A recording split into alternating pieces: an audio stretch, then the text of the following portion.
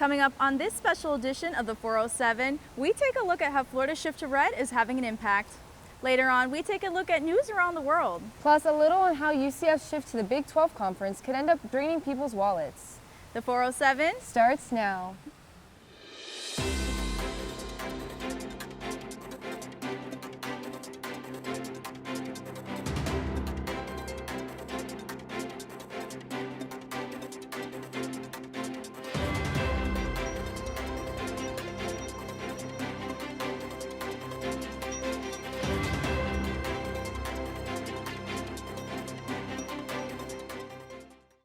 Welcome to this special edition of the 407. I'm Kayla Ayala. And I'm Maitane, Orue, and today's episode is coming to you from the Reflecting Pond here on UCF's main campus.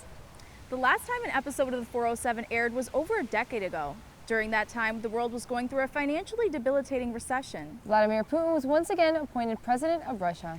And Barack Obama was elected for his second term as president of the United States. We return to you now with over 10 years of news having passed. The world in 2022 has experienced a record-breaking hurricane season. UCF student population hit its highest peak alongside the world population. And the state of Florida has experienced a surprising twist in this year's midterm elections. Here in the Sunshine State, we saw surprising turnout this past month with the state of Florida, which was once a swing state, instead turning red. I had the opportunity to sit down with UCF students and faculty to talk about what factors they believe affected this historic outcome. UCF student Clarke Rodriguez has been voting Democrat since he was 18, up until this past midterm election. It's been much different from when I got here to what it is right now, and I feel like the Democrat Party, it's leaning towards an extreme leftist point. Miami-Dade County, which is one of the biggest counties in Florida, recorded 45% Republican and 31% Democratic early voters, according to the Division of Elections of Florida. Many originally Democratic counties quickly turned red. Political professor Aubrey Jewett explains the rise of Republican votes. If we look at Republican turnout, it was up virtually, and Republican voting was up. I think I saw one study that said it was all 67 counties in Florida saw greater Republican turnout than they did 4 years ago. This has become a factor in Orange County, where about 870,000 residents are eligible voters and only 400,000 turned up to vote, according to the Florida Division of Elections. This causes a discrepancy of 400,000 voters who would be potential Democrats. Although people voted Republican, voter turnout wasn't the only thing that affected the GOP's victory in this midterm election. Jewett explains the impact Governor DeSantis has had in Florida. He has done a great job of mobilizing Republicans, attracting new Republicans to the state from other states, getting some Democrats and some no-party affiliation voters to change their registration. The result of the November election was a sweeping victory against Crist. The once battleground state transitioning can mean stricter laws and regulations for several regions and the state overall. Registered Florida Democratic voters has dropped from 5.3 million to 4.9 million in the last 2 years, which has contributed to the shift from purple to dark red. Recent studies show that college students have a higher chance of graduating when they stay for longer than the recommended 4 years. 407 reporter Kennedy Collins breaks down the statistics. As UCF students are preparing for fall graduation, a recent study done by the National Center for Education Statistics reports that 63% of students graduate within 6 years. Kinesiology major Farai Major remembers when she was told she'd be graduating in 5. Probably my junior year. So last year, I realized I was graduating late. I kind of had a feeling, but I thought I could still pull it off. While most students aim to graduate within 4 years, that's not usually the case for most. As of 2020, UCF has a 68% graduation rate for students graduating within 5 years. Some students like Major say they feel pressure to graduate in 4 years. She says her peers make her feel better about extending her graduation date. I don't really feel any pressure to graduate on time because I know a lot of people who have graduated late or who even graduate on time and come back, so they just end up staying at UCF for more years, getting a master's or doing other things. UCF alumna Bailey Cross says after she took 5 years to graduate, she advises students who are in a similar position to take their time.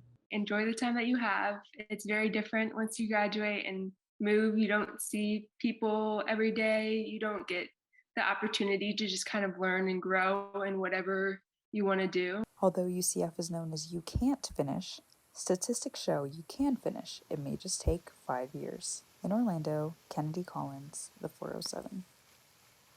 Students are able to reach out to their advisors to figure out semester scheduling as well as their expected graduation date. With the recent influx of mass shootings across the nation, the most recent at an LGBTQ+ nightclub in Colorado, Orlando is not shy to its own tragedies, with the Pulse nightclub shooting happening just 6 years ago. 407 reporter Leanne Figueroa has more on how UCF PD is doing their part to help the national crisis. The Gun Violence Archive says there has been 618 mass shootings in the U.S. in 2022 so far. That's 618 tragedies, including Uvalde and recently Colorado Springs. Orlando knows the feeling all too well, and in the aftermath of these disasters, community members are often left with the need for blood. The UCF Police Department is hosting one of many blood drives that occur here on campus, specifically aimed towards ensuring a blood supply for first responders and victims of tragedies. Students, faculty, and staff get on the big red bus between classes to donate blood, platelets, or plasma. UCF student Samuel Babon just finished his third donation and truly feels like he is making a difference. I never really knew about it, and then after donating the first time, I was like, this is so easy. Kind of like exercising your power as a citizen. Voting is one way, but another way to directly impact lives, again, is donating blood. Donors play a major role in saving lives in the hours right after an incident happens. She hopes it never has to be used, but One Blood representative Susan Forbes says that having a consistent community blood supply can have a big impact. The biggest message to the community is to not wait for a tragedy to become a blood donor. In an instant, any one of us can find ourselves on the receiving end of a blood transfusion, and that blood has to be there in advance of you ever needing it. If you're physically able, you have the capability to support those in need right here in our town. In Orlando, Leanne Figueroa, the 407. Blood drives will continue to be offered both on and off campus. Those looking to donate can look for the big red bus. After 2 storms hitting in just one semester, 43 days apart, UCF CAPS is keeping up with high demand by offering numerous resources for students. When campus is closed, so is CAPS, but there's always a 24/7 phone line always available. TAO and Together All are online resources for students who can't make it to CAPS in person. CAPS student specialist Melissa Justice gave some advice for students who may be struggling after the storms. Don't be afraid to ask for help. I think asking for help is a skill, and that can be a really hard thing to do. But reach out to your support system, call or come by CAPS, student care services, things like that. According to an email from UCF after Hurricane Ian, Student Care Services has also been helping CAPS with the high demand after the 2 storms this semester. CAPS is especially busy during the end of the semester, but students can always take advantage of drop-in and after-hours services. The 2022 hurricane season officially ended on November 30th with NOAA determining the season to be below average. The 2022 season had 14 named storms, 8 of them becoming hurricanes and 2 forming into major hurricanes.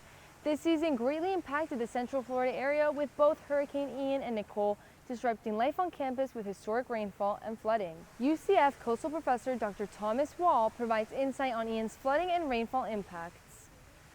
It is estimated right now that the rain that was caused by Hurricane Ian has a 500 to 1,000 year return period. So it's something that is very unlikely to happen. But it can happen, and it did. No stormwater system anywhere in the world is designed to handle this amount of rain. The National Hurricane Center has not yet posted their predictions for the 2023 hurricane season. Dr. Wall, however, encourages all UCF students to stay prepared and listen to officials when a storm approaches our coasts. Earlier this year, President Biden announced his student loan forgiveness plan, which would void thousands of dollars for college students. The plan has since been blocked by the U.S. Circuit Court Appeals and has left eligible students wondering what comes next. 407 reporter Savannah Younger tells us more on what this means for the UCF community.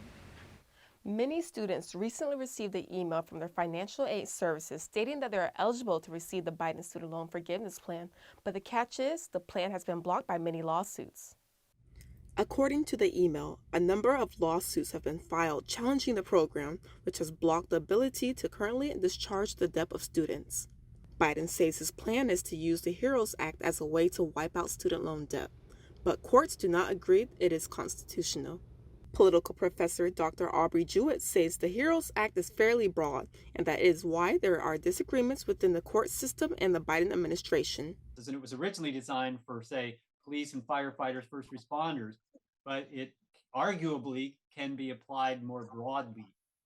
In response, the Biden administration issued another temporary pause on student loan payments, lasting until the end of June 2023.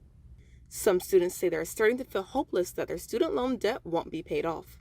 I'm not gonna lie, it was kind of BS because we're just here waiting for it now, and then I did get approved for it into my email, but I'm still waiting for the money and it's not coming.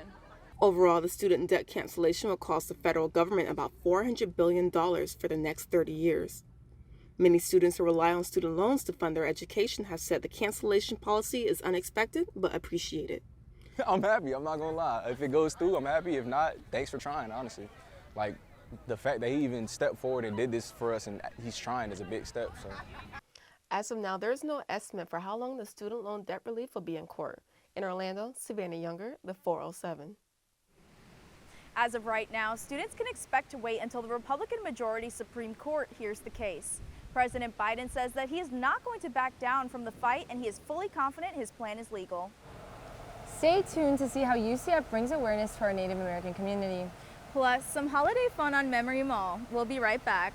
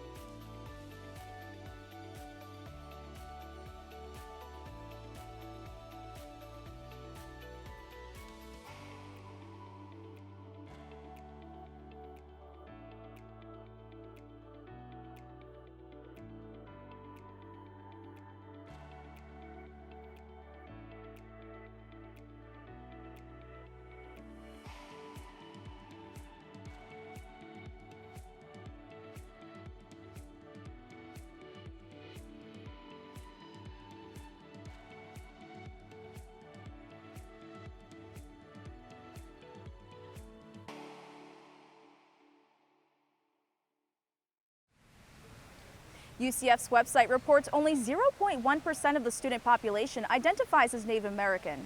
The UCF Multicultural Student Center hosted a celebration event in partnership with the Piscataway Native Americans in order to promote cultural differences. The tribe members showed students traditional dances that have been passed down through generations. Judy Hassanine, MSc Culture and Community Director, says she feels proper representation is important. I think it's still important no matter what the number is. I think it's unfair to provide representation for one group and not another group. So no matter what the numbers are, I think representation for all is extremely crucial for our campus. Hassanine says they wanted to create a fun learning environment for students to engage in. The Piscataway members also brought students up on stage to teach them the meanings and moves of their dances.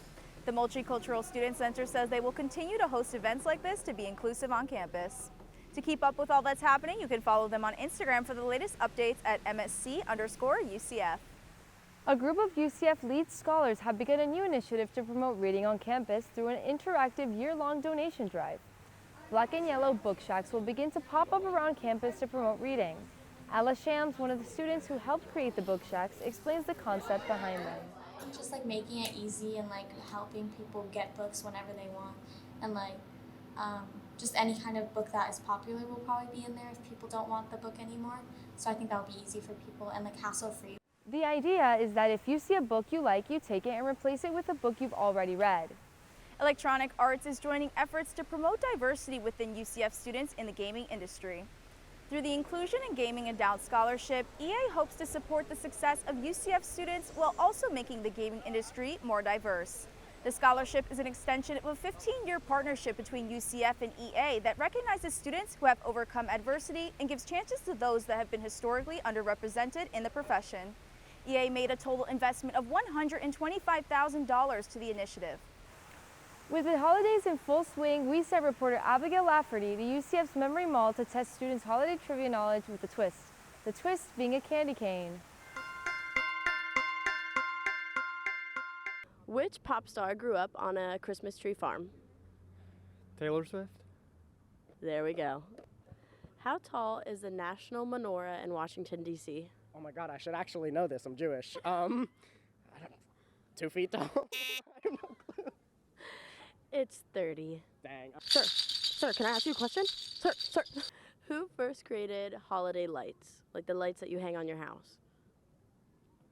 I want to say the guy from National Lampoon's Christmas, Griswold, the dad. It's really close, but it was in fact Thomas Edison. I was close. Super close. Which famous Christmas song did not reach #1 until 25 years after its release date? All I Want for Christmas Is You. What does Frosty the Snowman wear on his head? Is it like a top hat? Yes! To answer a holiday Christmas trivia question, can you name all 8 of Santa's reindeer? Yeah, I got Dasher, Dancer, Prancer, Connor. Now Dasher and Dancer and Prancer and Vixen, Donner, Cupid. What are all 8 reindeers' names? Dasher, Dancer, Prancer, Vixen, Comet, Cupid, Donner, I think, and Blixen. Rudolph. Seems like some of us may need to brush up on our holiday knowledge. Definitely. Can you name all 8 reindeer? I think Prancer, Vixen, and Connor? I'm not sure about that, but we'll go with that one. After the break, we will discuss the FIFA World Cup and the conflicts surrounding it. We will also take a look at what's going on around the rest of the world.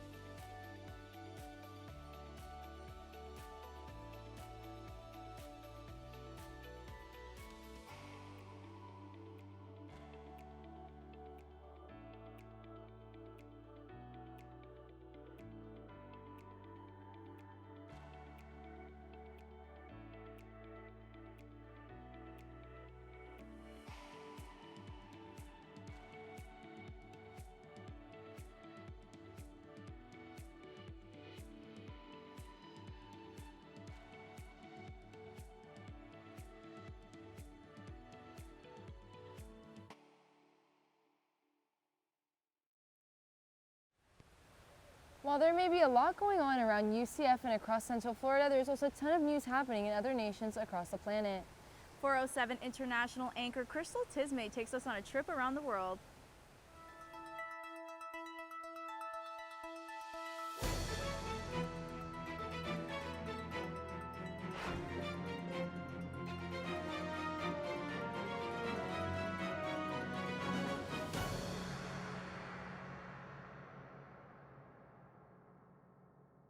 On today's International Takeover, we visit 4 nations that are making headlines across the globe. My name is Crystal Tisme, and this is your Around the World News. In China, thousands take to the streets to protest the country's strict COVID-19 lockdowns. The lockdowns are in place once again after China's President Xi Jinping issued severe restrictions for the country after a surge in COVID-19 cases. Protests have fired up in multiple cities, the most recent in Xinjiang, where 10 people died in an apartment fire. Protesters are blaming the deaths on the current restrictions that prevented fire rescue crews from saving the victims. Authorities have since denied that and plan to place stricter regulations in the coming days. The FIFA World Cup is underway and it's not without controversy. Iran and the United States faced off in a nail-biting match that led to the United States moving to the next round. However, just before the match, U.S. Soccer Federation briefly posted on social media images of Iran's flag without the emblem of the Islamic Republic of Iran. The emblem, meaning Allah or God, was added to the flag after the 1979 Islamic Revolution. The U.S. team says the modified flag in the social media post was meant to show support for women's rights as protests continue. Iran's Soccer Federation is asking FIFA to issue a serious warning to the United States to prevent future issues. While the war in Ukraine rages on, one NASA astronaut is making one last mission to Kyiv. Scott Kelly, a former astronaut who completed 4 space flights, setting the record for the longest time an American has spent in space. Now he's spending his time with children in Ukraine.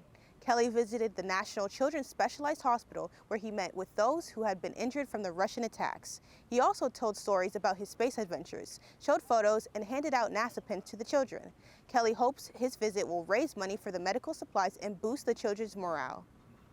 In the United Kingdom, after the death of Queen Elizabeth II, thousands of stuffed animals were left in front of royal palaces and parks as tribute to the late Queen. Queen Elizabeth shared a sandwich with Paddington the bear during her Jubilee last year, and thousands saw it fit to pay tribute to her with a Paddington bear toy. Now, those toys are being passed to their new homes.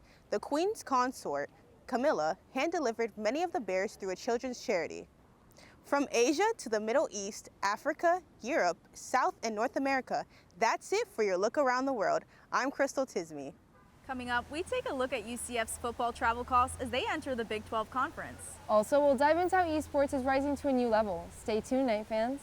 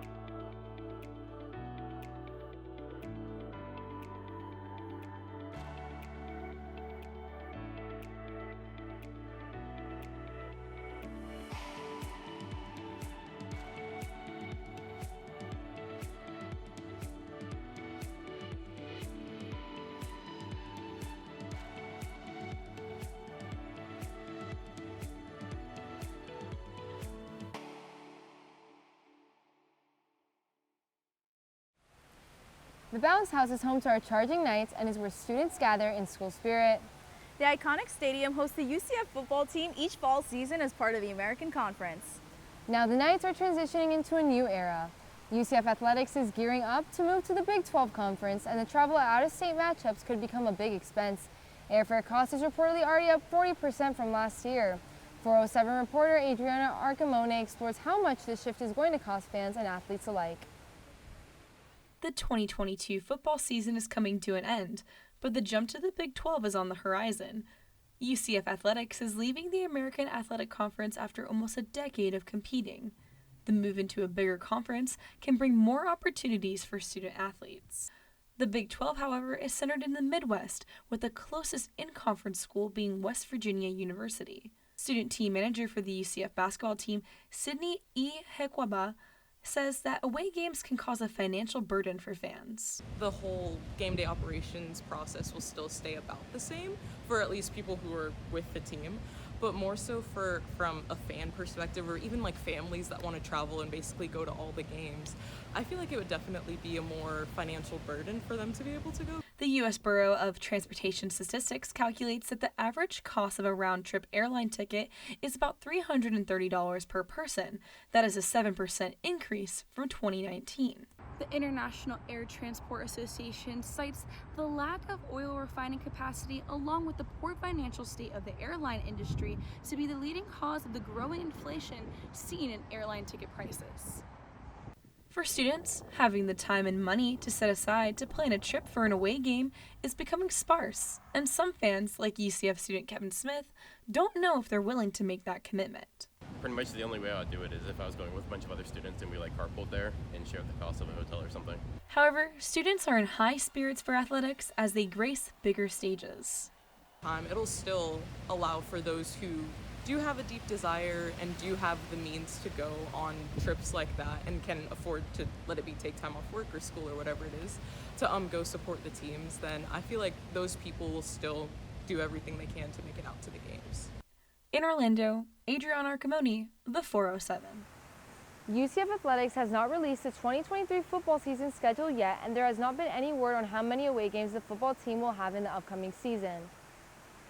Esports has been recently growing in popularity as the gaming community takes the world by storm. The Esports Club at UCF has been busy competing in tournaments across the nation. 407 reporter Amy Diaz gives us more on what is in store for their future after their recent national title.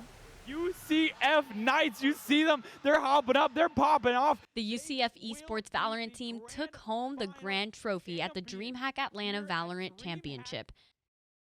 The Knights traveled to Atlanta to compete against 22 other teams from around the country, ultimately beating Georgia Tech in the final round. One single point for that. I like that last round they were poking. Ryan Kovacic is a member of the team and says the win was a unique experience for them. There's not really a lot to describe it. It's a first for me, and I'm assuming for everyone else, so it was really cool. Those tournaments were just the beginning for the club. In the spring, they will start preparing for more competitions as well as the fall 2023 season. The club will host closed tryouts in the spring to fill in positions on multiple teams. Scott Whittle, the club manager, says his players are continuing to practice and he is excited about the future of the team. Up next, we are continuing to play in Collegiate Valorant League. That's the official league hosted by Riot Games, the game's publisher. Just stay tuned. You'll see us in a lot of stuff over the spring. In Orlando, Amy Diaz, the 407. The Esports Club is coming back to play their next tournament in May, competing for the Collegiate Esports Commissioner's Cup. After placing second this past year, the team will return for redemption. Thanks for joining us. Remember, you can always keep up with us during the week on our website, nightlynews.ucf.edu. And if you've got a story idea you want us to know about, send it our way. You can reach us at UCF Nightly News on Instagram. Thanks for watching. And have a happy holidays.